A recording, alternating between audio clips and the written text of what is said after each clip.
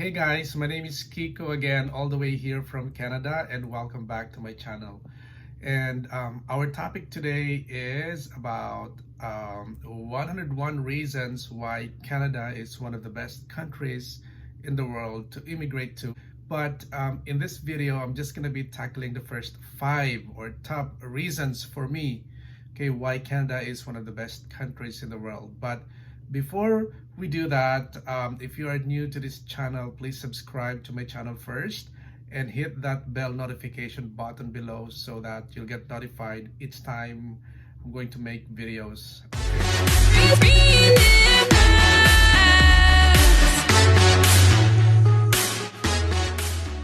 Before we start, again, this is not something that I have researched for.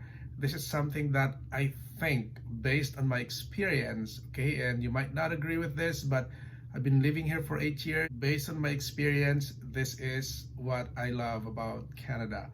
First reason is diversity, okay?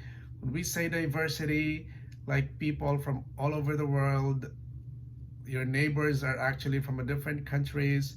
When you go to supermarket, people there are pretty much from everywhere. Like, this is not a country for just for white or just for black or for Asian. This country is actually for everyone. So that's what I love about this. They are open to any religions. So if you are, Muslims or Christians and you move to Canada, that's perfectly fine. They respect all religions here. And also, when you look for a job, like, you're not going to be discriminated based on your colors. So this is what makes Canada's economy flourished. It's because people who are living here are actually from different countries. They said that out of 5 Canadians, 4 of them was born in out of Canada.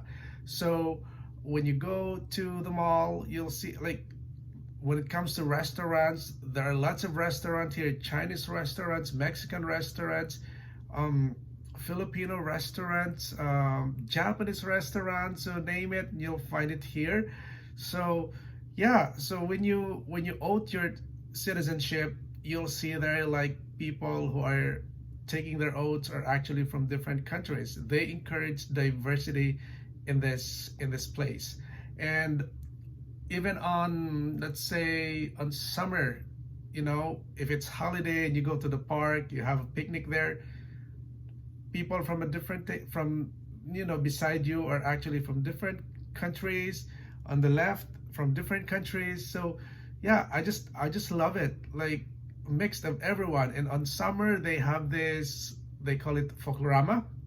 So it's a presentation of your culture. So let's say Filipino, let's say for this weekend it's Filipino, you go there to the Filipino folklorama, you see some dancing, you see some food there. So it's about presenting your culture, and people and everyone is welcome to see it. And then the following week, it's gonna be, let's say, a Mexican folklorama. So yeah, so that's what I love about this country. And when I came here, I don't really have an idea on what this country looks like.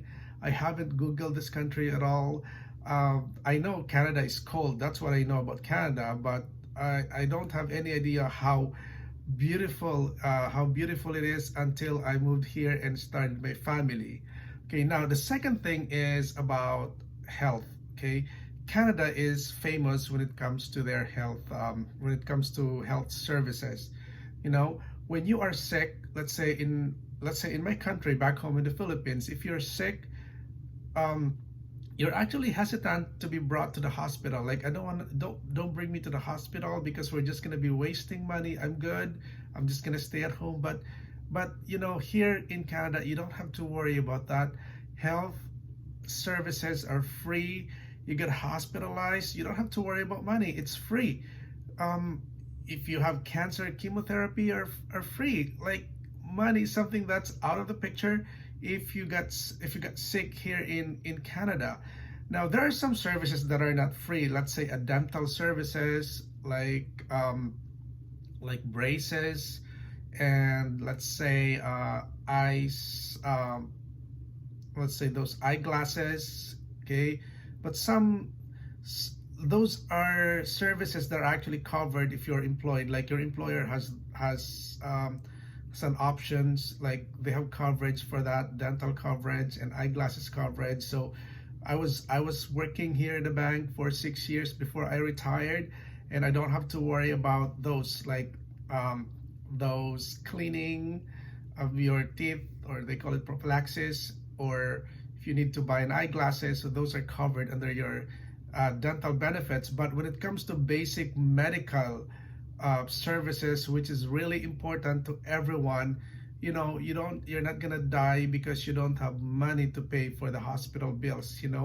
um, this is very sad actually. If you compare it to the Philippines, some people there just die because hospital will take a deposit, and if you don't have money to put deposit on, they're not gonna accept you.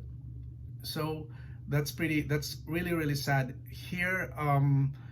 You'll see really that the tax you're paying to the government actually comes back.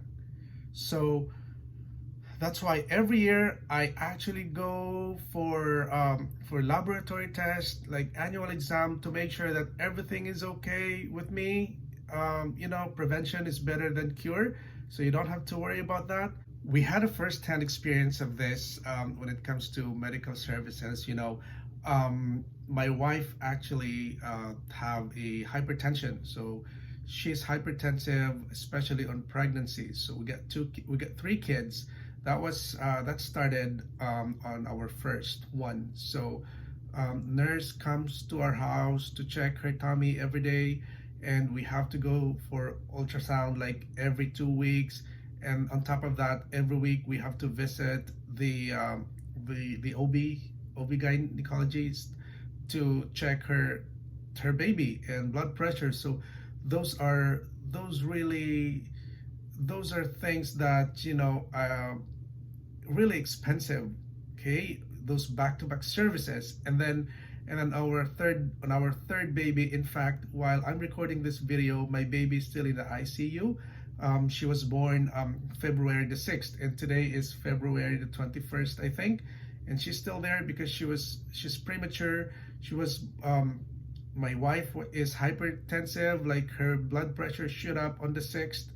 No, on the 5th of the evening, her blood pressure shoot up, and the baby has to be taken out. So they have to induce her, and they have to put the baby in the incubator for 1 week, and to make sure that she's okay.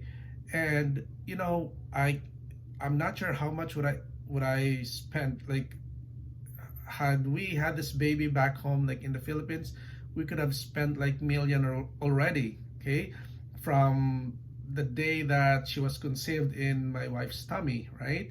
Because of those services. But here, you don't have to worry about those. You have a peace of mind that when you go out of the hospital, your baby is good, is safe, and you don't have to worry about bills. So yeah, and that's what I like about this country, and they really worked hard for this. And I'm not sure, even if other countries like in Asia has this kind of services. But I hope that this would be followed by other countries as well. Like, nobody is gonna stressed out. It's very difficult when you are sick and you still have to worry about bills. Other countries have insurances like health insurance, but they're gonna give you like hard times. I've worked in an insurance company back in the Philippines. We are servicing like United States health insurance, and I have spoken to a lot of people who are crying. They were in the hospital. Their bill is about $100,000, and their insurance doesn't want to pay all of it. It's not covered 100%, so they still have to pay copay and deductible. So it's pretty much stressful for them. When you are sick, you really don't want to think about it. So yeah, so I'm glad that Canada was able to take care of that primary needs of the citizens. Now the third one is the safety I feel that this country is very safe. I haven't heard about Canada being targeted of terrorism, and they have a good reputation. You know, if you're a Canadian, if you go to other country, whether it's a Muslim country or Christian country or other religious country, you know, I believe that they are very welcoming to Canadians. So because I haven't heard anything about yeah, Canada being targeted. So another thing is within the community, like we feel safe. There's 911. The police is services are very fast, and even fire services. You know, I have experienced this before when my in-laws like almost burned the house. I mean, and not burn the house, but burn the food that they're cooking. So there's smoke all over the place, and we have fire alarm, and it's connected to the fire station.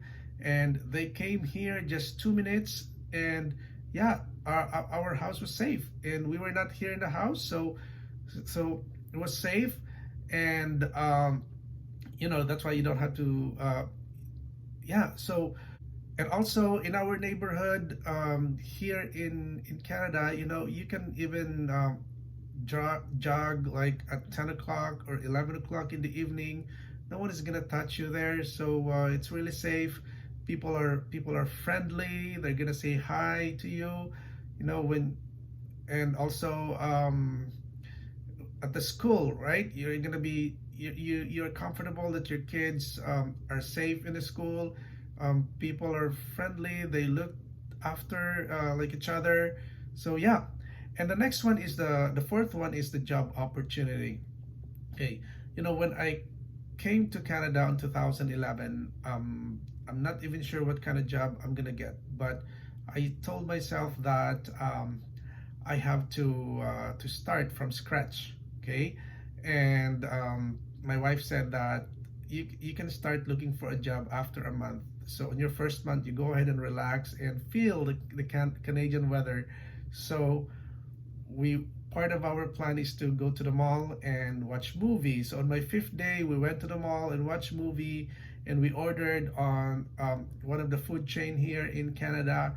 And the cashier was a Filipina, and she's actually a manager. And when I asked about them, and about the job opening, how to get a job, and she said that, oh, she's hiring, and she hired me, and she asked me to come back the next day. So I got I got a job right away on my fifth day. So, and that was like I was hired as a cook, okay, in a fried chicken company here in Canada. But I got promoted after 3 months. I became a shift manager of the company.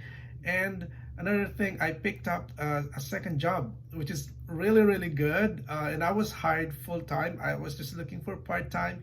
I was hired full time, so I got 2 full-time jobs to work with. And like in one day, like I was working like 14 hours. Oh no, so 16 hours, and I can't afford it anymore. So I have to give up one of them because I was trembling already, because I was already tired of doing it, because I would like to save money, because we would like to buy a house. That was our first goal.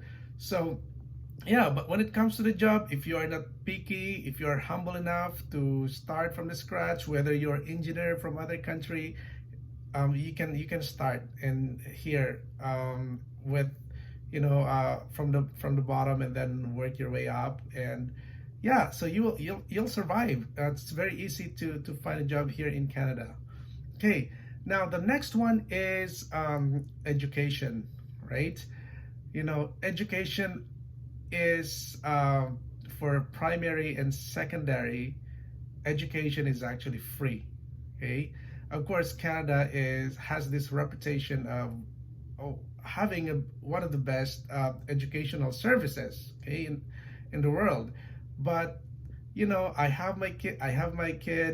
He's grade 1. We don't pay anything, and it's a quality education. It's a French immersion. They teach French, so he knows how to speak French now, basic French at grade 1. And there's a bus services, like bus is gonna pick him up, bus is gonna drop him off. We don't have to worry about that. We don't have to pay for it. Must have been expensive way back home, so it's free. And of course, the secondary, like we call it high school, right? It's also free. You don't have to worry about saving money for them. You don't have to pay for the school, of course, except for those charity like fundraising. They have the fundraisings to help communities or to help organizations. But as far as um, school fees, those are actually covered by the government. So that's another thing that you will love paying tax to the government because you can feel it. And of course, when it comes to the college education, okay, when it comes to the college education, they have support. So for instance, we are saving right now for our kids' education, and government is actually topping up like 20% of our savings. So let's say if you open a registered educational savings plan for your kids, that's what they call it here. Let's say if you put $100 for a month, they're gonna put $20. If you put like 200, they're gonna put like $40 on top of that 200. So there is really a support. They're encouraging you to save up for your education. And let's say when it comes to college, and let's say if you can't afford, let's say if you have saved up something but it's not enough to finance their education. Let's say if they took up doctor, let's say if they wanted to become a doctor or or what else, those courses that really expensive, they have this student loan that you can take up. So and you don't have to pay it right away. So let's say you would like to study medicine, and your parents hasn't saved enough to finance it. They have this student loan, and you just start paying. I believe right now it's actually they give like 2 years grace period. So you just have to look for a job within 2 years from the day you graduated, and then that's when you start paying your loan. So pretty much here, if you some people came here as, let's say, they asked for an asylum. Some people didn't finish their education back home, but that's really fine. And they're after for their kids' education here because they are sure that their kids' futures are actually secured here. And that's because there's an equal opportunity for people who moved here in Canada. Doesn't matter doesn't matter where you came from, whether you're black, brown, or white, doesn't matter. So we are equal. So that's what I love about Canada. And guys, this is gonna be 101 reasons why I love Canada, why Canada is one of the best countries in the world to immigrate to or to live into. So guys, please follow my next video. So I just gave you top 5 reasons for me, and I still have like 96 reasons to discuss.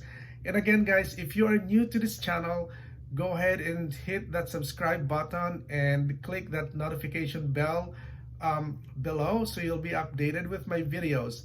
And guys, again, this is Kiko, and thank you for watching my channel, and you have a great day, and see you in Canada.